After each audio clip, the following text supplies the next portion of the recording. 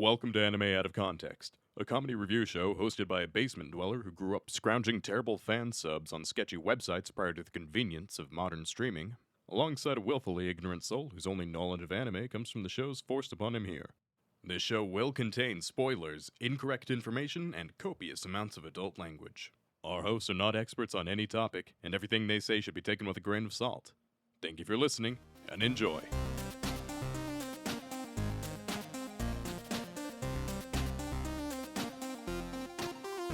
Hello and welcome to Anime Out of Context, the show where I attempt to explain the sometimes weird, sometimes wonderful, but always hilarious world of anime. And I have shown up confused, disoriented, missing one shoe, and pondering the nature of love. I'm Sean Rollins. I'm Remington Chase. Remington, I've done some thinking. I'm so proud of you.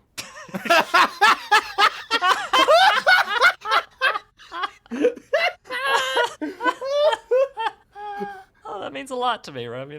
It's not a common occurrence, so I'm glad that you're willing to celebrate this moment with me.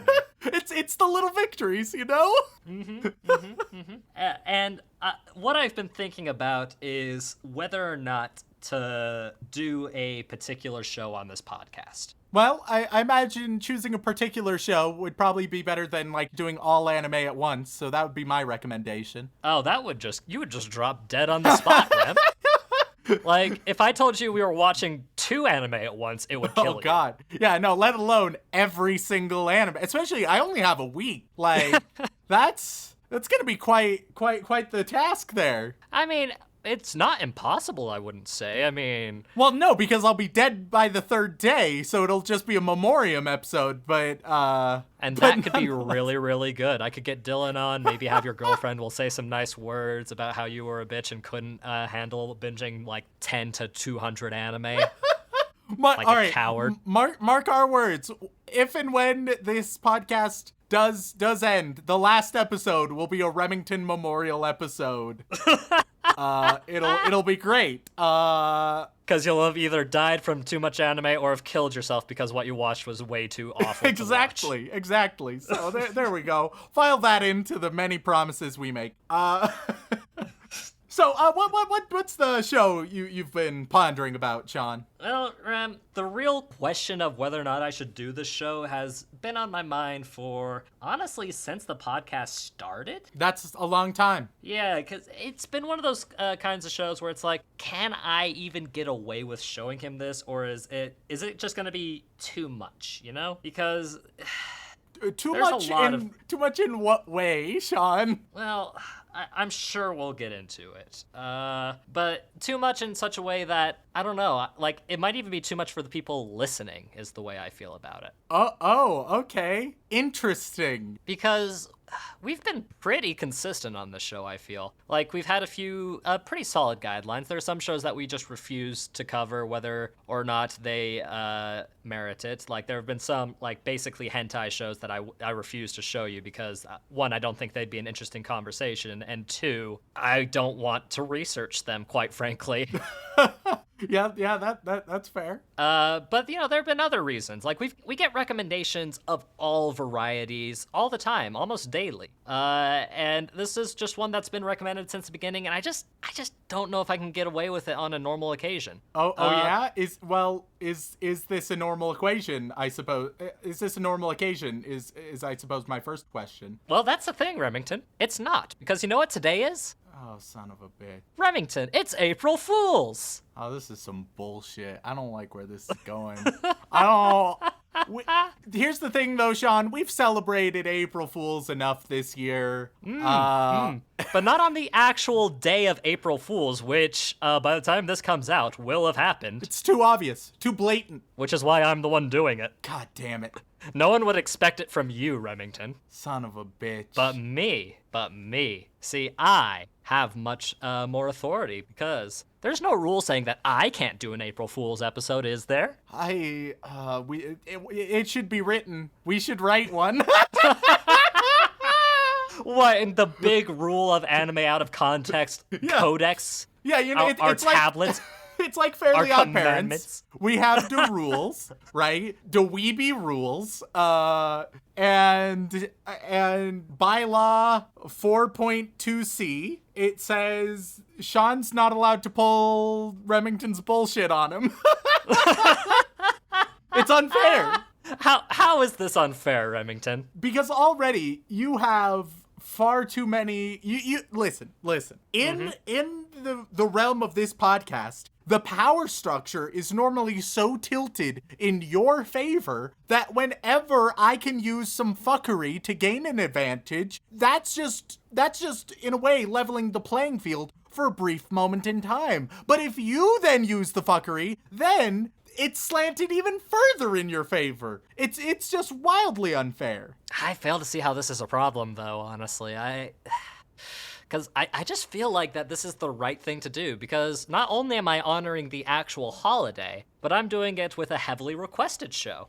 All right, yeah, okay. Okay, I don't feel good about this. What show? What show has been heavily requested? Well, we've had a couple. And no, I'm not going to make you watch more than one anime in a single week, because one, that wouldn't be a very interesting episode, and two, you would break, as we've discussed. Yes, very much so.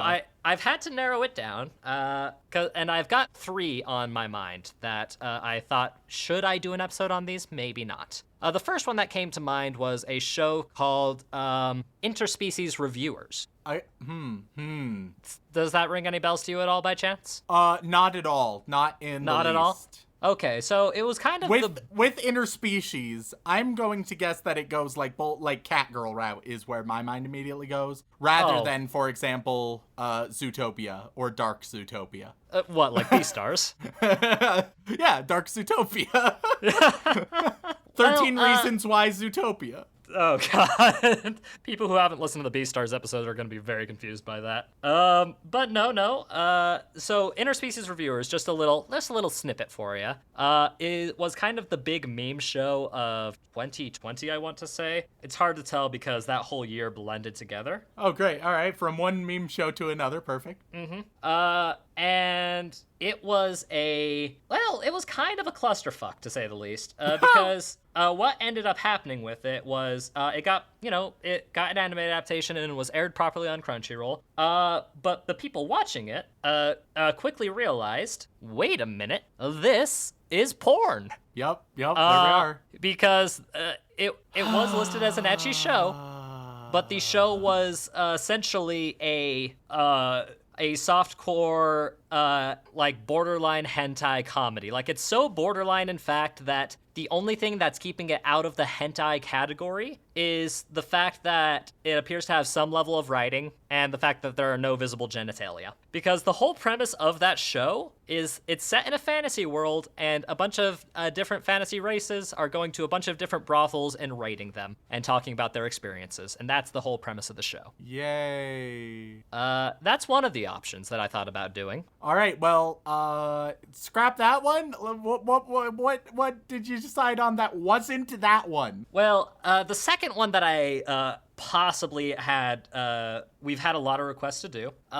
You probably will recognize the name since it's a bit more recent. One that we've gotten a lot of requests for is a show called Redo of Healer. If I recall, that's the one that just like a month ago you said we would never do. Yeah, give or take. But it's April Fool's. Our rules are a bit more lax, so I thought about it.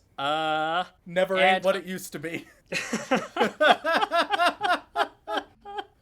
And it's kind of in the exact same vein as Interspecies Reviewers. But the premise for this one is a main character who has the ability to heal literally anything. So you take the word heal and stretch that to the absolute stupid limits. So much so that he healed himself back in time, essentially. But what? He can only do it with his jizz? He can only do it by groping another breast? Don't be ridiculous. Don't be ridiculous. No. There's no limitation like that. That'd be silly. Oh, of course. Yeah, he doesn't appear to have any limitations from what I can tell. Okay. And he basically uses his power to go back in time to relive all of the horrible traumatic experiences he did in his previous life, but but at the very end of each one to horribly abuse and traumatize his abusers.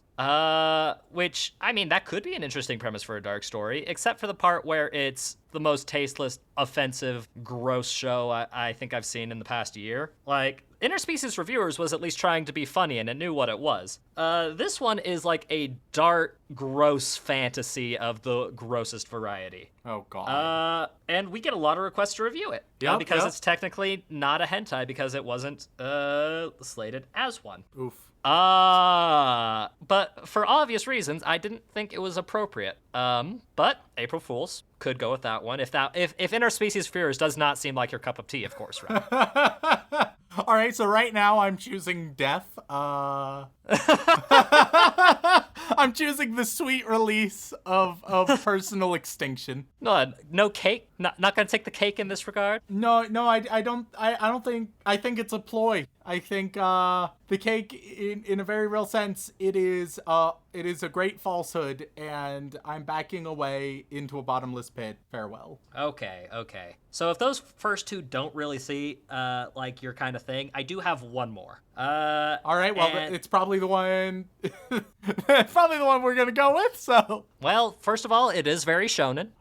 Fuck. It is very shonen, and there have been some debates as to whether or not like this show even qualifies in this genre, to be certain, or this medium. But I honestly think with the way the story is structured and the way the characters are written, and as well as the overall stylistic choices, and I'll be honest, man, it's kind of your traditional coming-of-age shonen journey for power to defeat the evil king kind of quest. And I think it's great. I mean, it's a bit dated, of course. It came out back in 2005. Oh, God. It's ancient.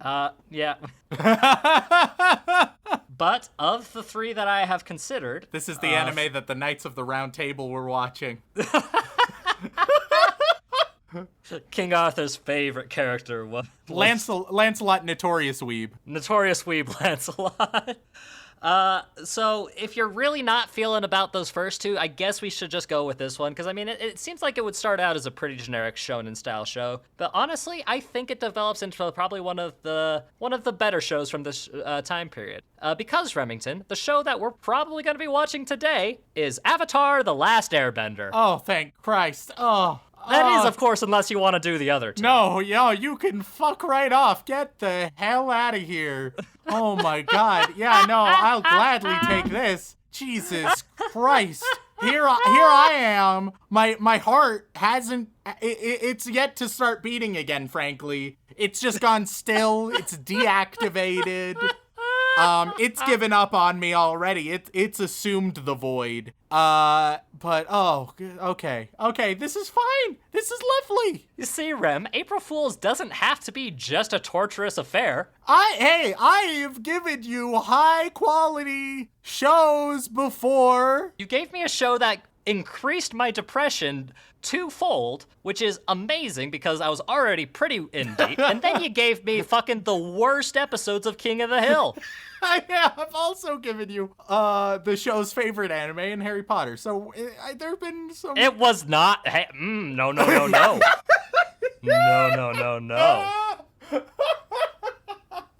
One of our least listened to episodes was certainly not Harry Potter, because first of all, wasn't even the same genre. Second of all, it was a really bad movie. And third of all, it was fucking Elijah Wood as the main character, you dolt.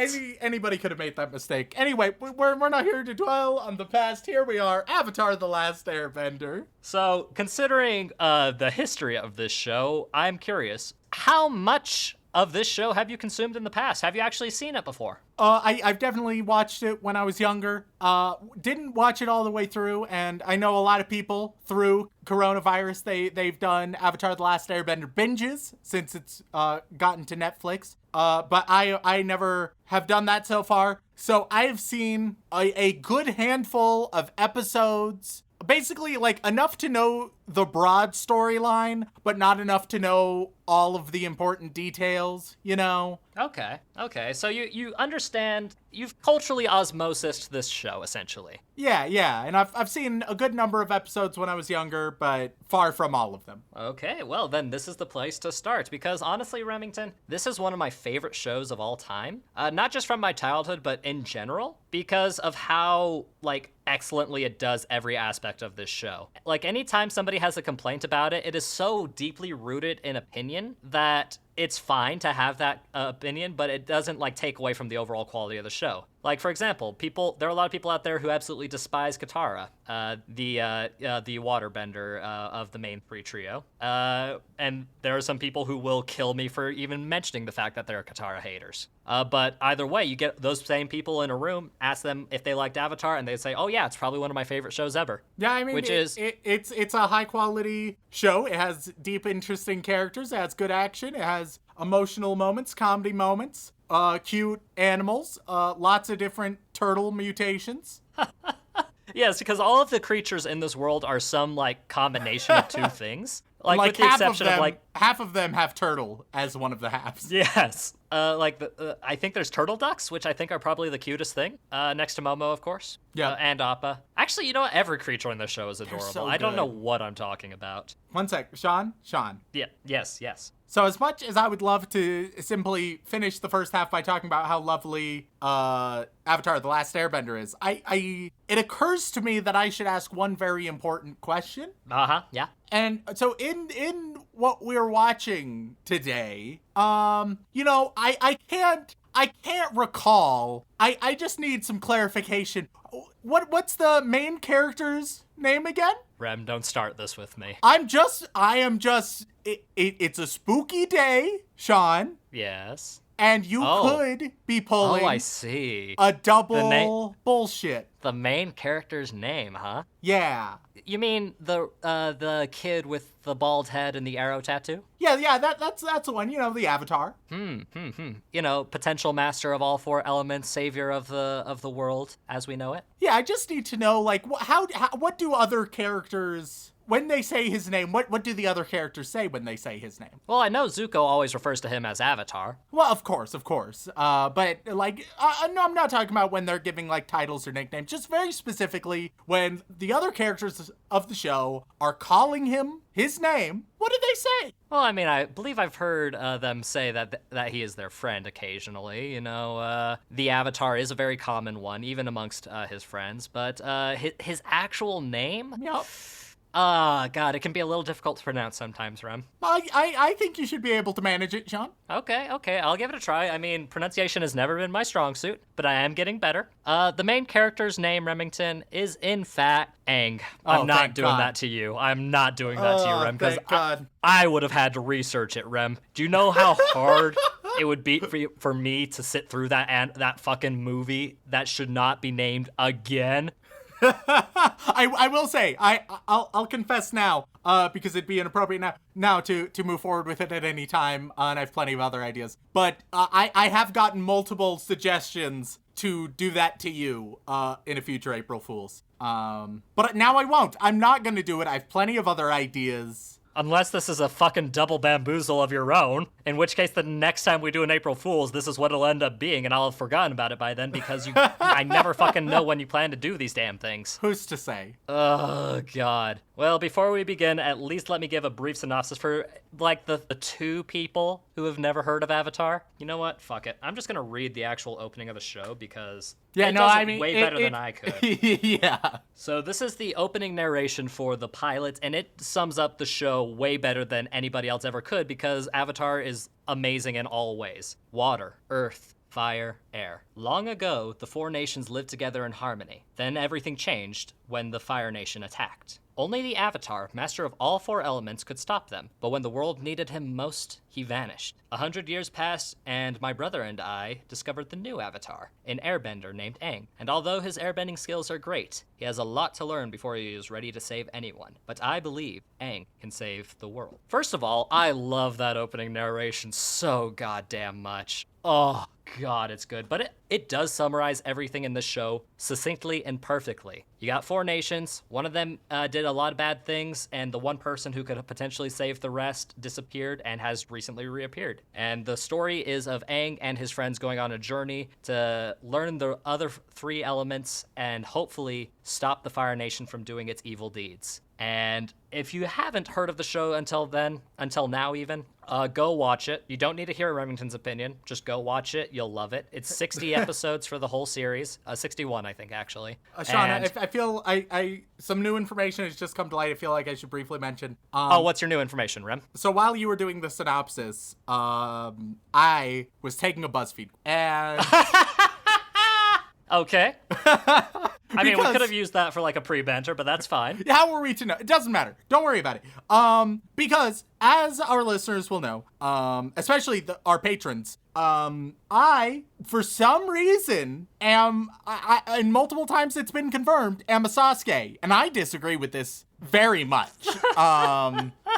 So there's obviously like a strong indication of which character, if it were to continue through, right? Right. I was essentially taking the quiz to be like, are you Zuko? And I was hoping like, I think I'm more of like a Katara or Asaka, maybe. Asaka, maybe a Suki, right? Any of them.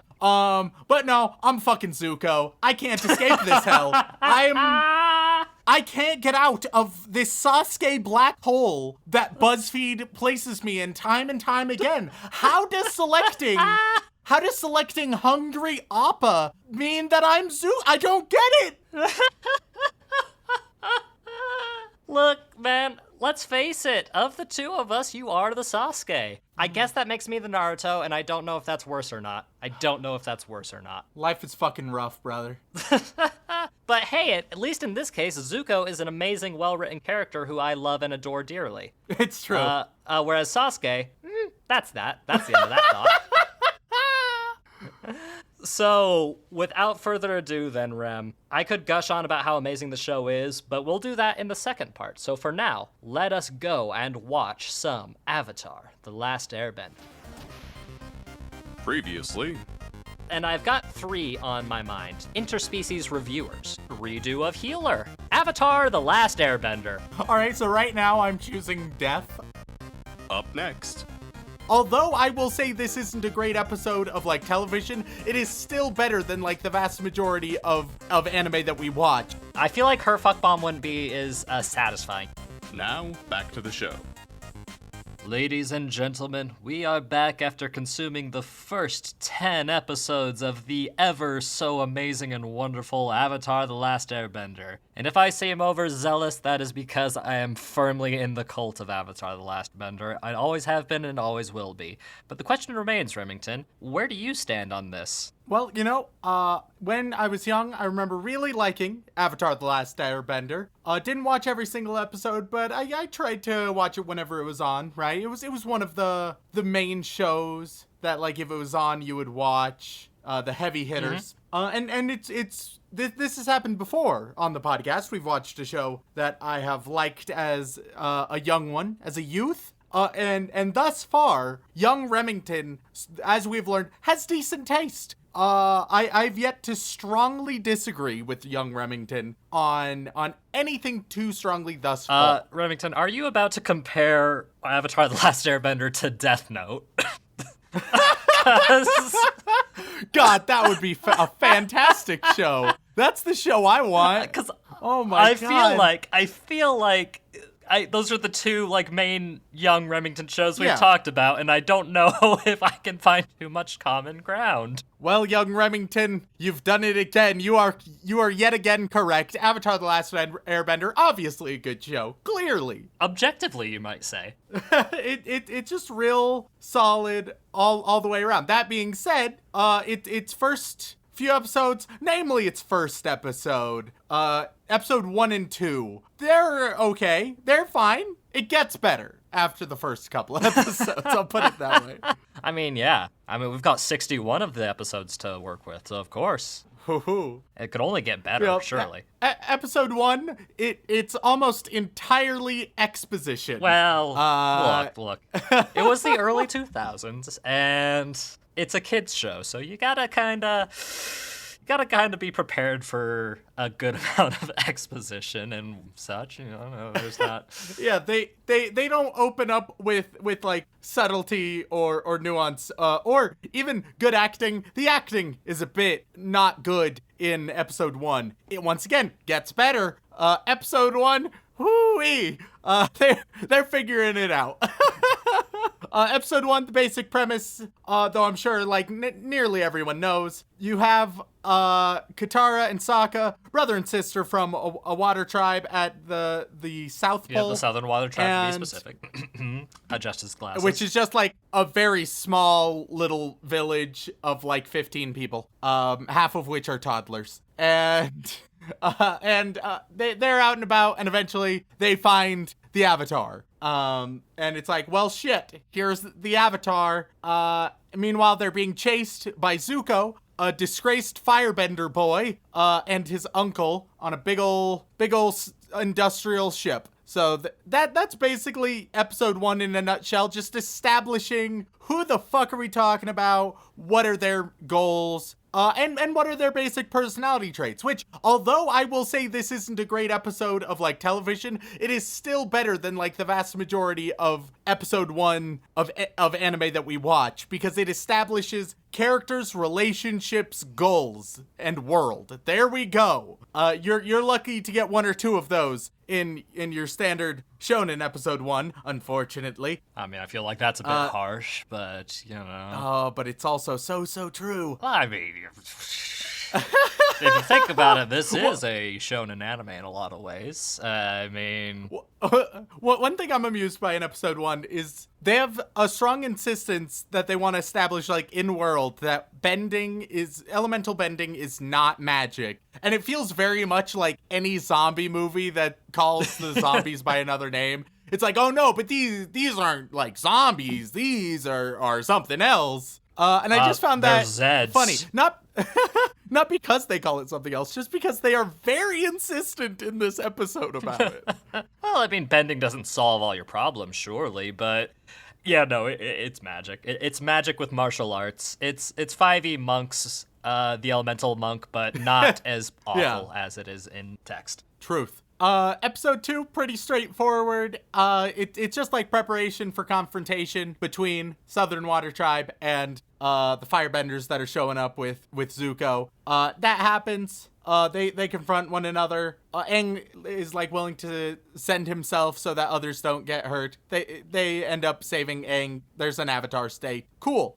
It's just a continuation of episode 1. Once again, just building stuff. The show is yet to fall into its formula. And when I say formula, I will say Avatar, especially these episodes thus far, it's pretty formulaic of a show. Granted, it's a really, really good formula. I mean, you can't have a cake without a recipe, you know what I'm saying? And the formula starts episode 3. Episode 3 to 10 all fit this very specific formula, all right? And I want to analyze this formula and also why I think it is such a strong formula and why it has left so many people with such great memories about this show. A little bit more of like a literary analysis than we normally do. Ooh, we're getting into complex topics on a show that we don't really have complex qualifications to talk about? Hell yeah. I can't wait. So the general formula of Avatar: The Last Airbender is you start off the show and they are in a new environment. Very rarely do we get to see them travel from one place to another between the episodes. They just say, okay, this is where we ended the episode, and now time has passed, now they are here. It's still very chronological, but they skip all the meandering and they're like, all right, now we're at our next destination already. I'm disappointed we don't get to see every bathroom break. I feel like that's what the main series was really missing. So they start at a new place / they are about to arrive at a new place. Other important things for the formula is they're going to introduce you to at least one, and sometimes a small handful, of new characters. These characters are usually given a name, they are given strong motivations, they are placed within the world. Next. What do you mean by they're placed within the world, Remington? I'm curious. Well, many times in shows, you will be introduced to characters that don't belong or could fit absolutely anywhere. They don't need to be here. They have no ties to where they are or what they are doing. They are simply here because, well, the plot needed them to be. Avatar is usually pretty good at having the character, this is where they live, this is their place in this world, here's why they're doing what they're doing. So all of that is specifically what I mean by my nice redundant phrase. But next, each episode, its story serves dual purposes, or at least the vast majority of episodes, they serve dual purposes. First, they will advance the overarching plot of, Avatar having to stop the Fire Nation, and we get a nice little deadline with Sozin's Comet, right? So everything will advance that forward a bit. But also, every episode has its own standalone arc and story to tell. Even ones that are like technically a two-parter, they still will have their own internal story to tell. And finally, they will have, within the new setting, they will place it firmly within the world, talk about the relevance, and add depth, at least a little bit, to the world they have crafted, right? One thing I was surprised by, and I'm sure that many other people who grew up on Avatar and then binged through it on Netflix, I felt like these stories like took longer from one to the other. I was amazed that so many of the things I remembered, it was like, all right, now we're here. All right, now next episode, do you remember this bit? All right, cool.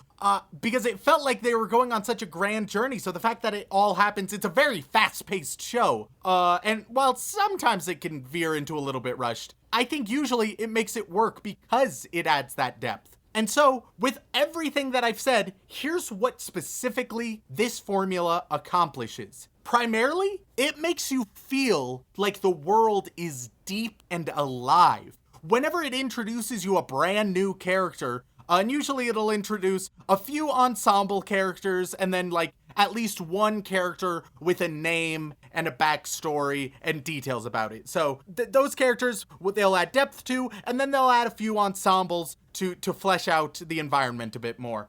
Meanwhile, the setting, it'll often go into the history or just the visuals of it, right? So now it's not just a world in a bubble where outside of it, nothing exists. This world, it matters. This world has multiple components. It's multifaceted, complex, nuanced. All of these things. And I just think that all of these elements, it's almost a perfect formula for what they are trying to accomplish, Sean. They took the basic hero's journey model and condensed it into a straightforward formula that makes you feel like you're not only witnessing this hero's journey, but you're also understanding why they're on this journey because of the world around them. Exactly. And so now I can basically say almost every single episode from here on following this formula. Like episode 3, they're going to the Airbender Temple. Mm-hmm. The Southern Air Temple, if I recall correctly. Yep, they're going to the Southern Air Temple. We get introduced to a new character. That's Commander Zhao. He's actually part of Zuko's story. And we learn more about Zuko, Iroh, and then, of course, Zhao within all of this. They get to the temple. We get introduced to Momo, another character who will be a mainstay and one of the great characters of all of Avatar. I feel like you should specify for those who, like the 3 people who haven't seen Avatar, Momo is a lemur. Momo is the character with greatest depth of them all, I'd like to think. Next to Appa, probably. Here's a question, Sean. Are you a sky lemur or flying bison kind of man? Momo or Appa? Ah, man, I just love the idea of giving Appa a big old hug, so I gotta lean towards... Yeah, it's gotta be Appa. Sky bison just seems like my kind of thing, you know? Yeah. So, Aang learns that in the 100 years he's been gone, the Southern Air Temple, it's been completely destroyed and devastated. Everyone's been massacred by the firebenders. It's been a rough fucking go of things. He has to sort of manage that within himself. Zuko, meanwhile, has confrontation with Zhao. Cool. So we build up the characters, we build up the setting, we introduce a few more characters. One thing I will say that I love a lot about this episode, this is episode 3, right? Yep. And already we've had this poor kid look at his dead master's corpse. Yeah, it's a pretty fucked up scene. They really went all in. You know, for kids. And meanwhile, amidst all of this that's going on, you have the characters. The characters are usually pretty authentic within themselves. By which I mean, there aren't too many moments where you're like, oh, would this be how they behave? That's strange. And furthermore, no character, or at least no main character, is one-dimensional. Every character has a few different elements of themselves, a few virtues, a few vices, a few wants and desires, both big and small, right? And then you can have these interactions between characters that deepen those relationships, even if that isn't what the episode is exclusively about. And those serve to be character building moments and relationship building moments. So even down to all of the details, Avatar is doing well. We get to episode 4, where the Avatar and the gang, they go to Kyoshi Island, an island honoring a former Avatar. Avatar Kyoshi. And Aang is just there because he wants to ride an elephant koi, and who can blame him? An elephant koi is a koi the size of an elephant. Yeah, that sums it up. It's pretty straightforward. They get jumped by the warriors of Kyoshi, a band of female warriors, of whom one, Suki, we meet more of. Yes, we do. News spreads about the Avatar being there, so Zuko is on his fucking way. Sokka is moody because one thing they have established with Sokka is he is a raging sexist. Like, no bones about it. He's a caring guy. He's very sexist. And I admire, them going all in with that character trait while also being able to confront it early on so that, it's not a problem the whole series. Yeah, like he'll be obnoxious, but specifically this part of his obnoxiousness, it dwindles after he gets his ass kicked by a bunch of women. Yep. Right? And he learns from them, becomes a better warrior.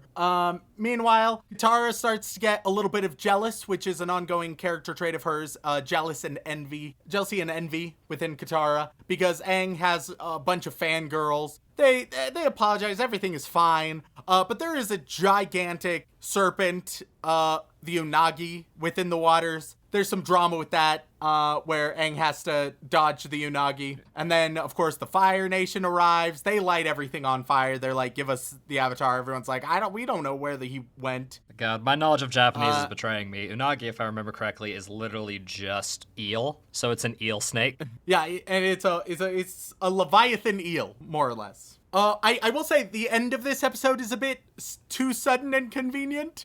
Because it's like, the village is burning, and it's like, it presents a nice moment for Aang to realize, like, oh shit, there's consequences just from my mere existence. Everyone I am around is fundamentally in danger, which is a theme they continue with moving forward, because, like, they're like, we gotta go, it's best if we go now, because they'll follow us and leave the burning village be. But then Aang is like, but 1 second, he takes control of the giant Leviathan Unagi eel, right? And he gets it to douse the whole village with water and save it from the fire. And then he just goes back and leaves. And that all happened in the span of like 5 to 10 seconds. It was very Deus Ex Machina. It didn't show him like controlling or being friendly with the Unagi before. Felt a little bit rushed, a little bit awkward. They really wanted a happy ending for that episode, but it was one of the few that I don't think worked. Why you gotta be so hypercritical of the eel sea snake? I mean, come on, man. He only got the one episode. Let him have his spotlight. I also think that Sokka's growth is in this episode's a bit abrupt, as well as Aang and Katara's like jealousy and forgiveness arc. This episode is just very rushed. It should have been like 40 minutes instead of 24. It wasn't bad by any means, but definitely the pacing was off from what it could be. Episode 5, we get introduced to one of the best characters, Cabbage Man. We all know Cabbage Man. The cabbage merchant. He is truly a staple of perseverance and growth as a character. There are 3 different cabbage jokes in this episode. All the same joke, but there's 3 of them. So they go to Omashu City, right? And Aang, he has experience there. He had an old friend growing up that was here. It's a nice big earthbending city. They go, they slide down this nice little infrastructure that they have. And are arrested for it. I mean, yeah, you can't just jump on to these highly dangerous earthbending based tracks and expect to get away with it.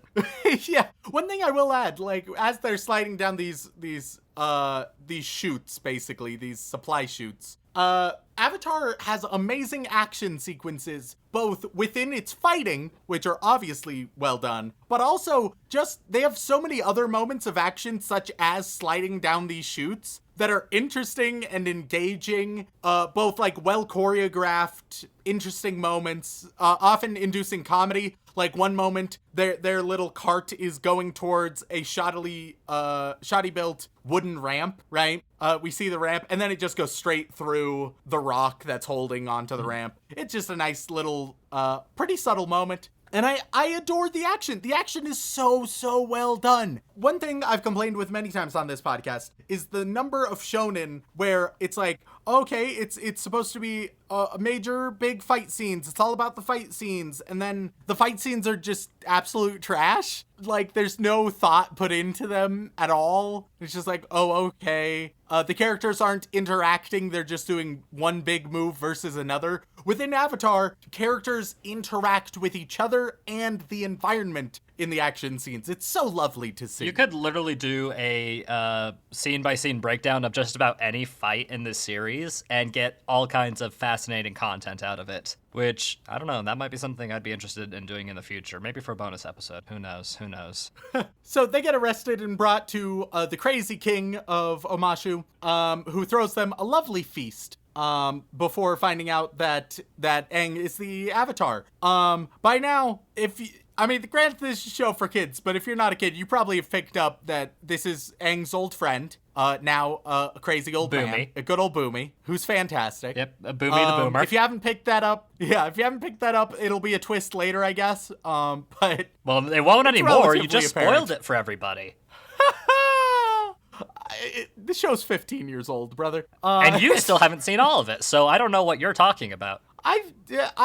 There's nothing you can spoil me on, let me put it that way. So Boomy is like, all right, here's what we're gonna do. You're gonna have 3 trials tomorrow.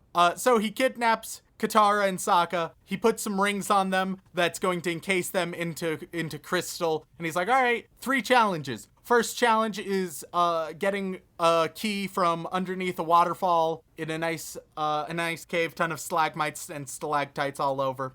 Then the next challenge is getting Flopsy, which you think is going to be an adorable little bunny, but instead it's this gigantic behemoth rabbit type thing.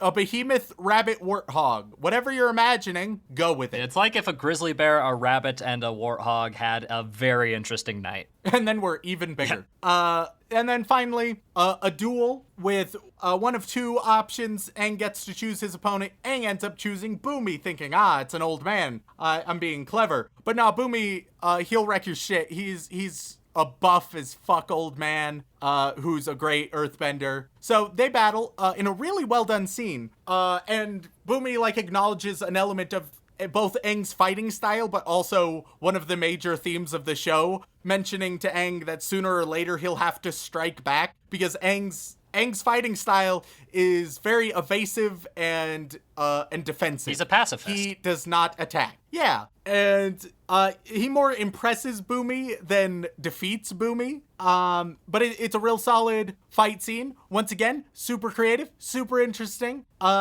His friends get freed, and it's like, oh, okay, you're Boomy, aren't you? Cool, all right.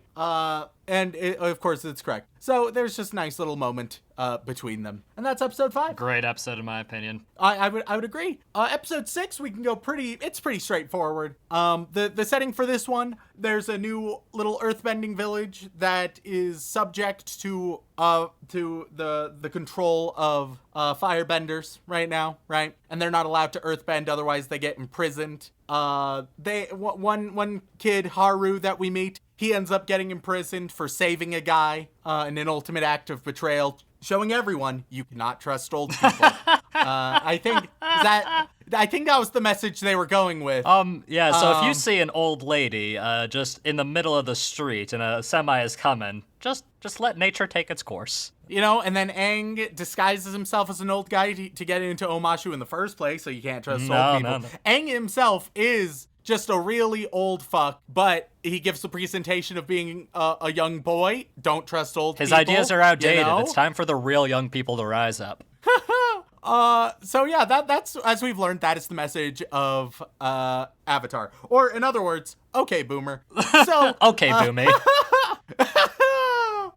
So, they attempt to rescue and go to the prison that all of the Earthbenders are in. The prison, it's just basically like a metal oil rig, but for coal, out in the middle of the ocean, so that they can't bend any earth around them, right? Yep, nope. Nice and Makes easy. perfect sense in the world, and where else are you going to keep people who control the literal earth beneath their feet? Yeah. Katara sneaks in and she's like, let's start a revolution. And everyone's like, that's not how we're gonna fucking die. We're just hoping to survive. It gives nice, like, fucking Holocaust vibes a little bit, which is a hell of a thing for a kid's show. It's a hell of a thing for a kid's show to allude to the actual Holocaust. But, like, Nickelodeon. It's not even like, this isn't me bringing something to the show. The show is alluding to this kind of thing right now. Oh, you have this very specific inherited trait? Well, off to the boat gulag with you. Eventually, they're able to save everyone by getting coal to the Earthbenders that they can bend. And it's real nice. There's some good moments in that one, but it's less interesting than the other stuff we'll talk about, so I'm just gonna move on. Episode 7. Episode 7 is part 1, the first two-parter of the show. Well, technically, episode 1 and 2 were a two-parter, Remington. Let's not... Oh, God. Okay, I mean, guess. let's not tell just straight-up lies to the people that are listening. They come to us for accurate and correct information, which is why we just had our worst episode a few weeks ago. It's fine, you know? Hell yeah, brother. So, this episode is 2 main plots. First, you have this earthbending village that's being attacked by this big ol' demon, the Hebai, I think it was, something like that. I can't remember. Heibai? There we go. It was the Heibai. So the Heibai. It's like a very short interaction with a friend. Hey, bye. Yeah, it's just been kidnapping members of this Earth village. Meanwhile, the secondary story is that with Zuko and his uncle Iroh still searching for the Avatar. Iroh, he's a man who likes the simple things in life. He's chilling in a hot springs. He goes to sleep, gets caught by a bunch of Earthbenders, and taken prisoner. Can we just say that Iroh is the best? Iroh is great, but I also will say for the first 2 episodes or so, they play him off as exclusively stupid. Like Iroh in the first 2 episodes, exclusively comedic relief. Fortunately, maybe even up to the 3rd episode, frankly. He just loves a good game of pie show and his tea. Why do you gotta bash him that way? He has good depth in the later episodes, but in the first 2 or 3, Iroh is just a bit of a dumb uncle comic relief character. They figure him out, though. So those are the 2 stories of episode 7. They're like, all right, Avatar, handle this spiritual beast, especially as we get close to the solstice where it gets stronger. The Heibai kidnaps Sokka. Aang tries to go save it, but he fails, and he ends up in the spirit world, and it's like, shit. He ends up speaking to, he ends up talking with the dragon, who brings him to a fire temple, where he will be able to then speak to his former reincarnation of himself, but only on the solstice, which is the next day. So... They've got a bit of a time crunch, it seems. Bit of a time crunch. Also, didn't save Sokka yet. Shit. Whoops. We lost our other comic relief character. What are we going to do? Zuko, he is essentially given an option between chasing the Avatar who's close by or saving his uncle. And in adding a little bit of depth to his character, he goes to save his uncle, which is nice. I mean... and then he does. Wouldn't you? Meanwhile, Hey, hold on. You would abandon Uncle Iroh? Oh, Uncle Iroh? Okay. I was trying to think if I had any uncles. Oh, no, God, no, Rem. Don't bring your family into this. Your family ain't gonna help. There's some members of my family who are okay, just most of them are less so. But who's great? My mom, who listens to the podcast. Anyway. Oh, God, that's right. Hi, Remington's mom. So, the Heibai shows up again. Aang has come back, but without Sokka. Heibai comes back, and Aang touches its forehead and is like, oh, you're a spirit of the forest. Here's an acorn. It's a little more, like, in-depth and complicated than that, but... Not a lot. Not a lot, though. I mean, like, metaphorically, mate. Metaphorically, that's what's important. So then the Heibai turns into a giant panda, leaves, and everyone comes back, including Sokka. Says hey, then Happy it says ending. bye. You know, easy enough. Yeah, you know. Episode 8, it's part 2 now.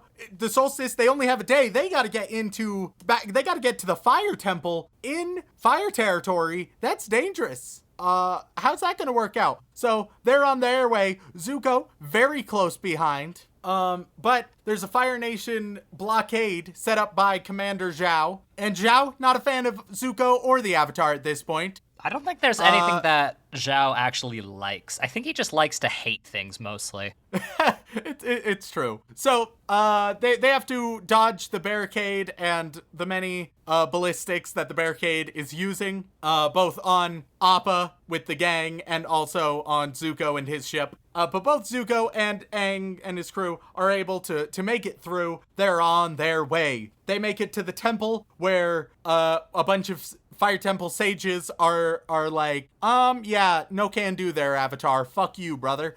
So we get a nice little chase scene. But there's one good sage, the good old friendly sage, who's like, come with me. They come, the door is locked. What are you gonna do when the door is locked? Long story short, they boozle the other sages to open the door, and they're like, fuck yeah, now we can get in. But then Zuko is here. Just a series of unfortunate events. Zuko is here, there's some drama with that, but then, Aang barely gets in, and then Zhao arrives. Everybody is here, everybody's unhappy, everybody's trying to fuck shit up. It's like my family at Thanksgiving. Hell yeah, brother. Meanwhile, Aang just having a chill conversation with his past self. Where his past self is like, hey, you need to master every element by the end of summer, otherwise you are all fucked.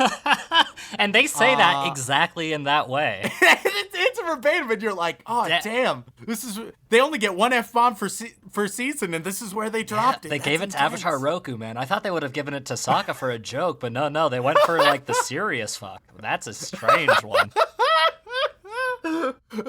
Genuinely, Sean, if one character was in Avatar, The Last Airbender, one character in season 1 is given an F-bomb, who gets it? If you have a specific setting of when they get it, I can also accept that, but I just want to know primarily who gets it. It's gotta be Sokka. Like, season 1 specifically, it's Sokka, but if it's later on, it's Toph.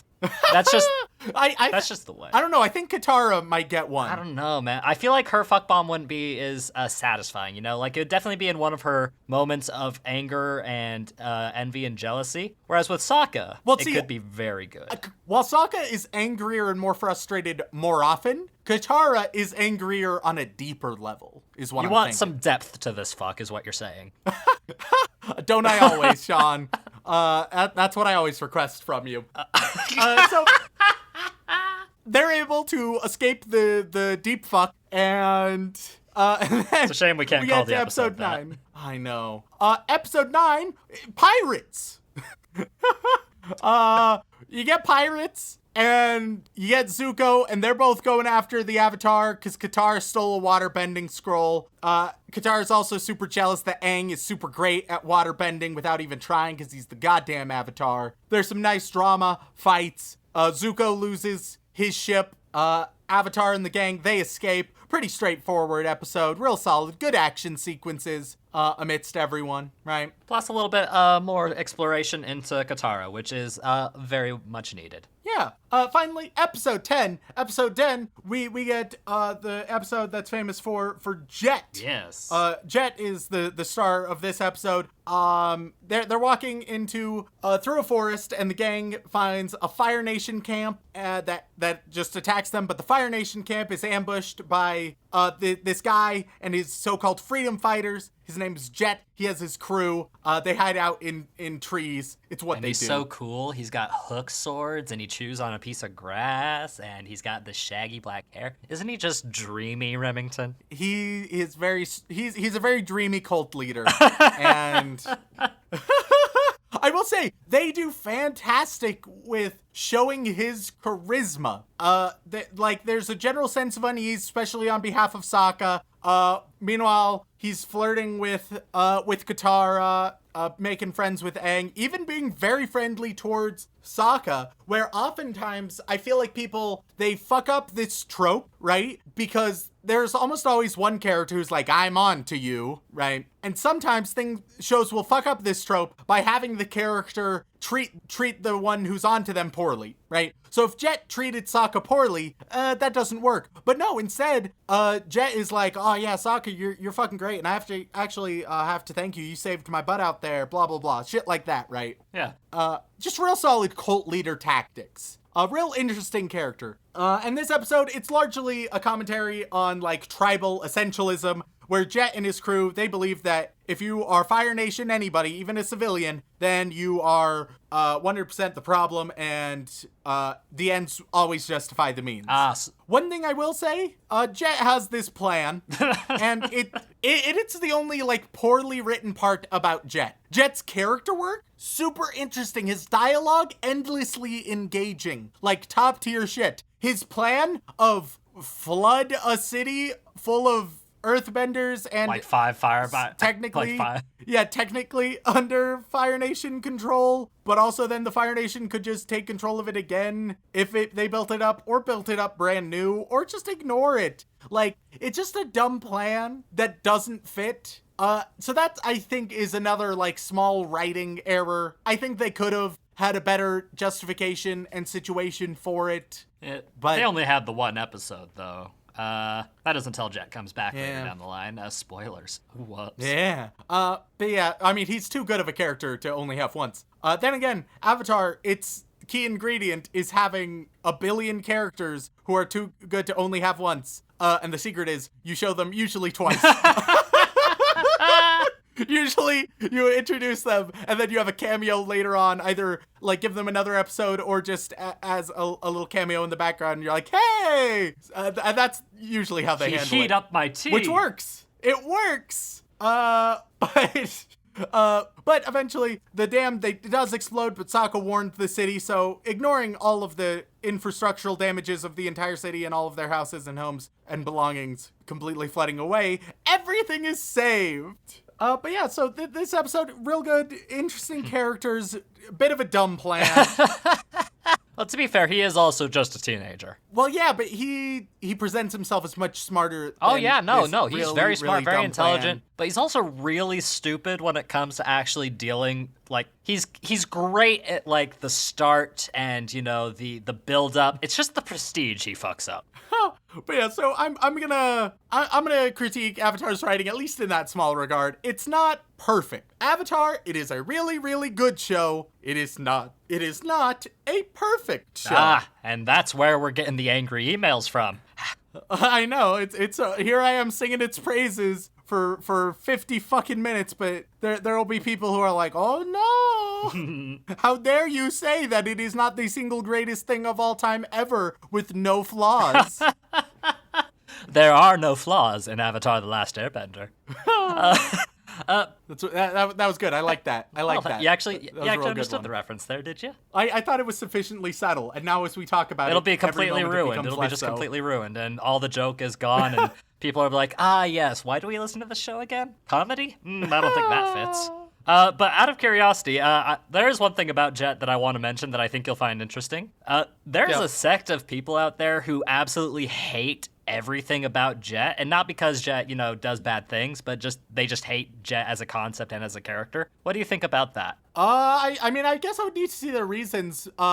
If it's about his dumbass plan, then sure, I agree. But other than how stupid his plan is, which I think is more of a writing problem than a character problem, I think that he's a great character. He is a solid cult leader. They emphasize his charisma and tribal essentialism so well. And this comes from a guy who studies cults very in depth. Because you plan on starting your own one day, is that it?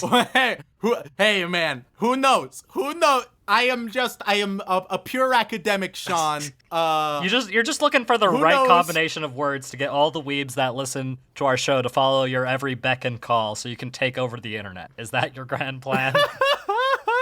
Who can say? Who can say? But nonetheless, I think Jet's a really solid character, and I think most of the problems with Jet are less so character problems, once again, more so scripting problems and just story problems in general with this episode especially. Yeah, well, if we ever do some return visits to Avatar, like maybe round out the series, we could probably do that in like 6 episodes of this show. Wouldn't be too hard. We can maybe go into more depth of that. But I do, speaking of characters, because like Remington, it's obvious you like the show, right? Like we don't need to like mince words here. It's a good show and everybody should like it. For sure. I think the vast majority of people will definitely enjoy it. I think that it has enough depth to be interesting. If you're looking for something a bit grungier or darker, or even just like something more methodical or slower paced, then maybe this won't be for you. But generally, if you want an action comedy, this is a good action comedy for you. So you're saying we shouldn't recommend Avatar: The Last Airbender to Death Note fans? If they're the type where like Death Note is their personality, then maybe not. So we shouldn't recommend it to Dylan then. I see. That makes some sense. But since we already know that this is good, I just have a couple questions for you about the series, because I just want to pick your brain a little bit. It's been a while since I've gotten to pick your brain about characters, after all. Sure. Who do you think is the worst of the main cast? The worst character in the main cast?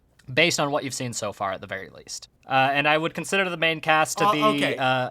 Based thus far, I think it's actually pretty easy. I think all characters, they've been decently built up so far. But in the first 10 episodes, at least, Aang, gonna go with Aang. Really? Yeah. Why do you say that? He's had the least significant growth. He's also has he's the least multi-dimensional out of any of them. Once again, he's a fun character. He's shown some sincere depth already, and that will continue throughout the show. I also know that I'm in the minority here because there's a bunch of like Katara haters out there. Oh, there are so many Katara haters. Like, oh my god, leave her alone. She's doing her best, damn it.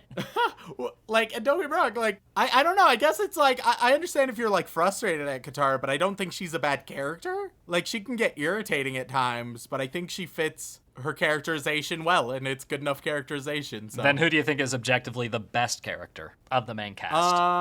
I know you want to say Boomy, or Momo, or Appa, but I would argue Appa is a member of the main cast. I would say that as well, but I don't think you can.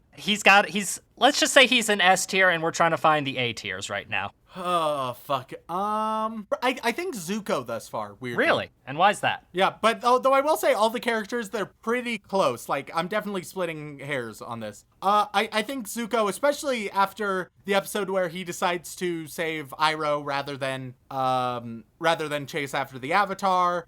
You've had great depth established with his interactions with General Zhao. You've already had, like, elements of growth and nuance within him, while maintaining how, like, radical he is in some regards, and balancing radical motivations and feelings with also more depth and nuance isn't always easy, but I think they've done a decent job. That's pretty good for just the first 10 episodes, and considering he hasn't even gone through his major character arc stuff yet. Oh yeah, for sure. Even though he, like, later on, once again, spoilers, he's gonna join the gang, he'll be part of the crew, he'll be a good guy, good fella. But they're sowing the seeds for that to happen already.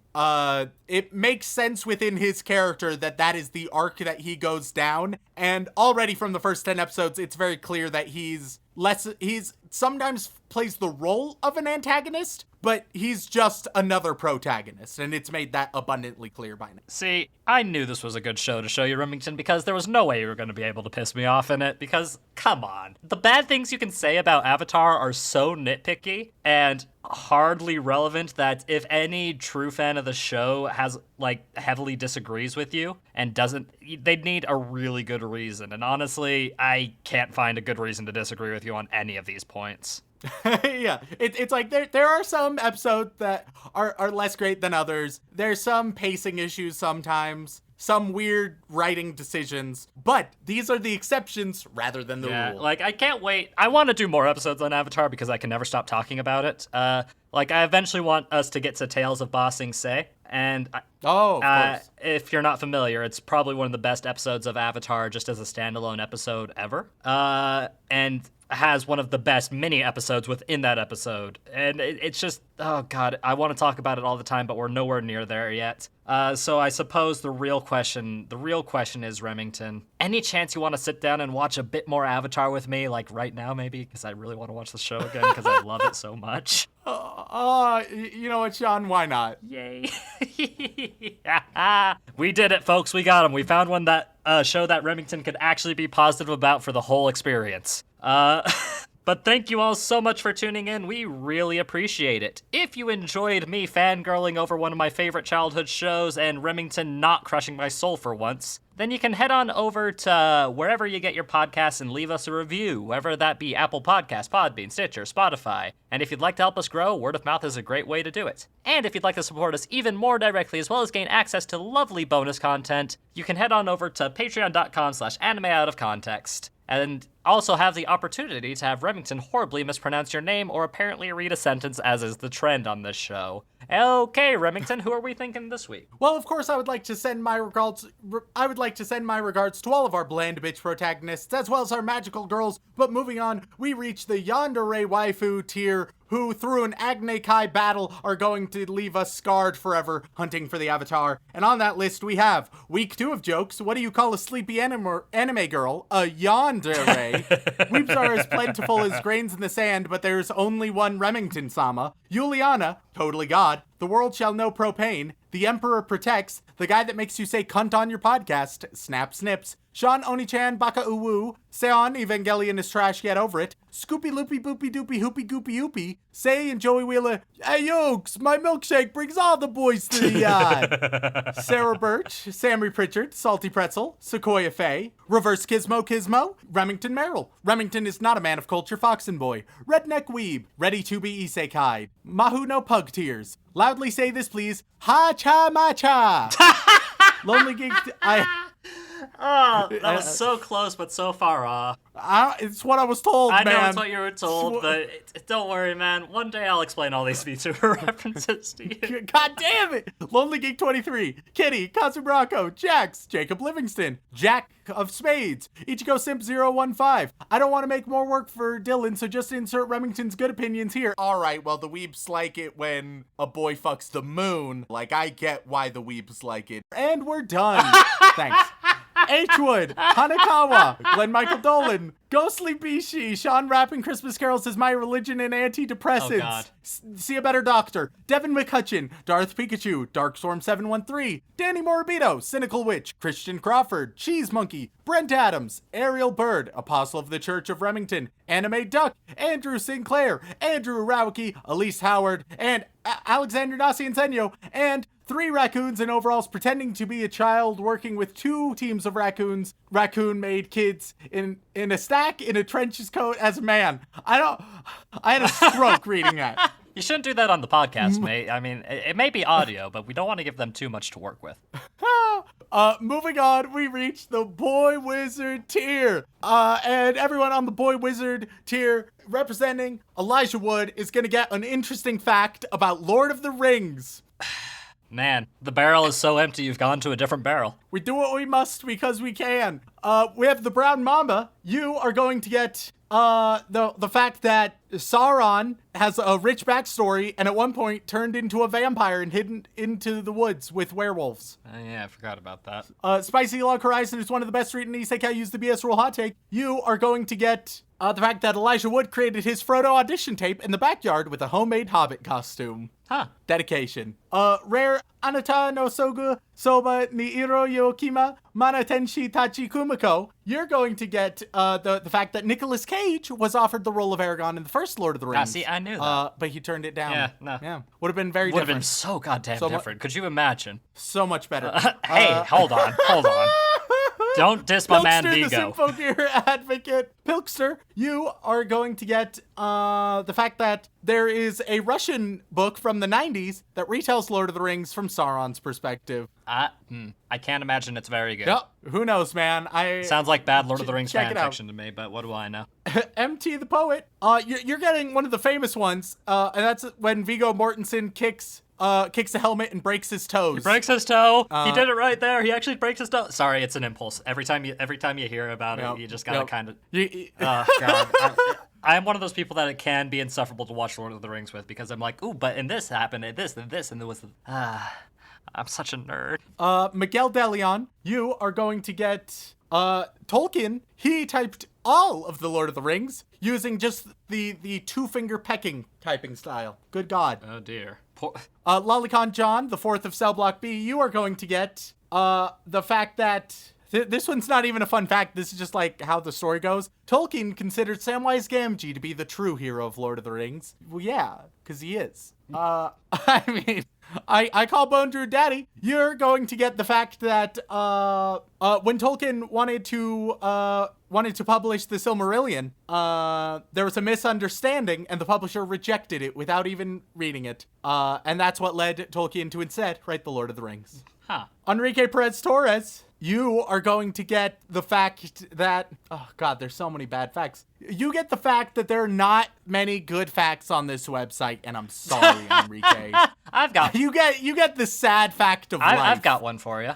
Wait, or is okay, it, wait, are we please. all? No, you said in general, not just the first Lord of the Rings film, right? Yeah, whatever works, bro. Fun fact, for a lot of the Riders of Rohan scenes, they did not have enough male horseback riders, so they did, in fact, get a bunch of ladies and put a bunch of facial hair on them as well. Hell yeah. And finally, dedicated sadist, you get the fact that the black speech of Mordor doesn't contain the letter E.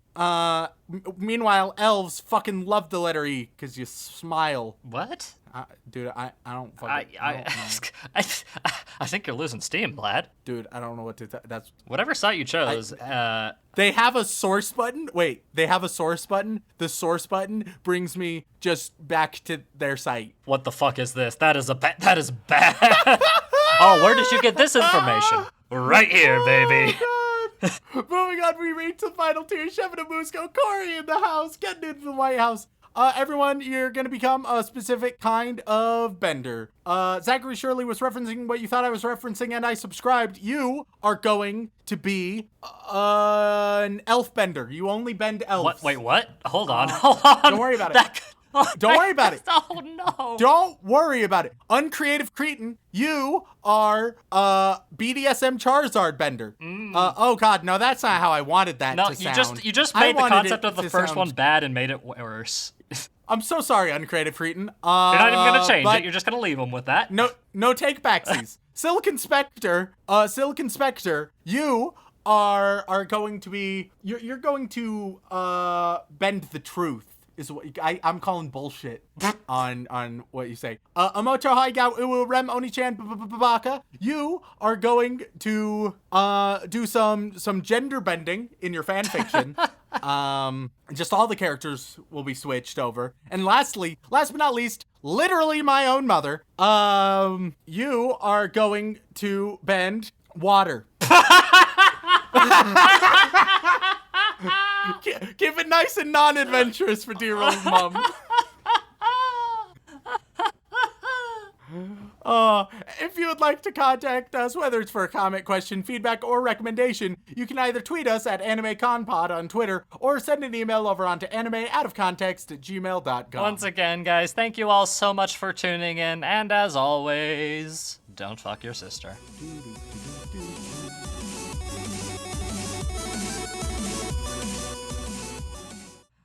Yeah, so if you see an old lady, just in the middle of the street and a semi is coming, just let nature take its course.